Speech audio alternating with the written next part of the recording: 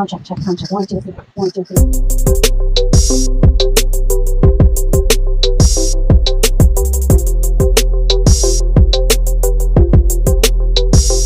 Hi friend, another day, another blessings. Since summer is fast approaching at ang haba na ng buhok ni Snow, I have decided to bring her to the grooming station kasi sobrang init na rin ngayon. I chose to rent a tri-cup dahil gusto niya yung hangin na sumasampa sa mukha niya. And when we're finally arrived at the grooming station, bigla siyang natakot dahil nakita niya yung vet doon. Nung ibinaba ko siya, bigla siyang natai. Siguro natakot siya dahil baka akala niya na i-injection na naman siya ng kanyang vet. This was the very first time actually. After that incident, kinuha na ni Kuya Groomer si Snow. Nag-sightseeing muna ako sa kanilang mga display. And on this side, meron silang mga dog foods na different varieties.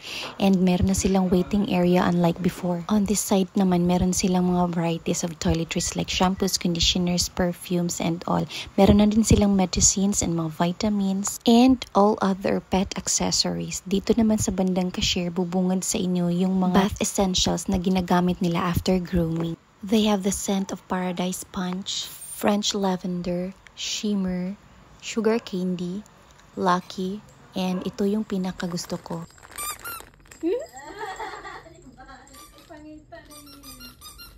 Asaman? Laubanon natin ka sa amo ron.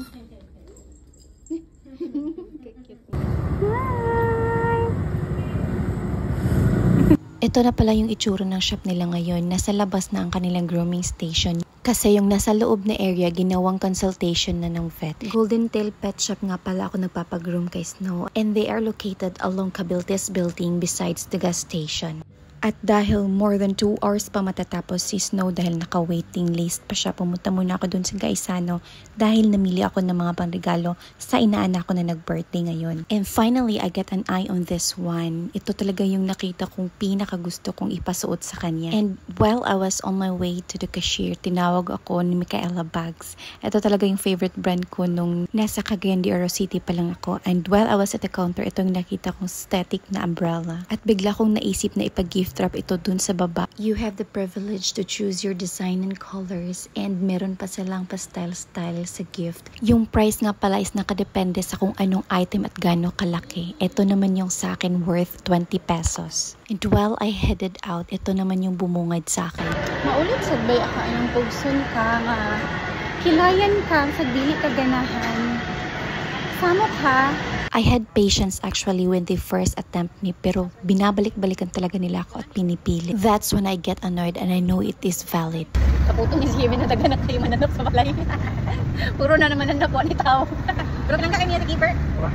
Ako siya kung nangyay kung nga buwan man yan. Paas hindi ka pa sa keeper. At dahil kitang-kita na from afar na hindi pa tapos si Duday, nagpark na lang muna si Kuya dun sa gilid. Tapos nagkwentuhan na lang muna kami all about animals. I've shared how I got Keeper, the rescued puppy namin. As well as how I turned into a dog lover from a cat lover. Kuya also shared they had once a dog but later on died due to poisoning. At ito nga pala yung itsura ng shop kapag nasa front ka nila. And after a while, tinawagan na nila ako na tapos na si Duday, kaya kinuha na namin siya. Supposedly, I have plans to roam around the Hingaog Bay logo dun sa Pantalan kaso umuulan siya so hindi na natuloy at umuwi na lang muna kami. As you can see, panay lang talaga yung tingin ni Snow sa kalsada at kalmadong-kalmado siya. Nag-drop by na lang kami dun sa Minute Burger at nag-take out dahil nagutom kaming dalawa ni Kuya. Yung pinatikim ko lang kay Snow ay yung patty kasi hindi ko sure kung kainin niya yung may sauce. And that ends for today's pinagkakaabalahan.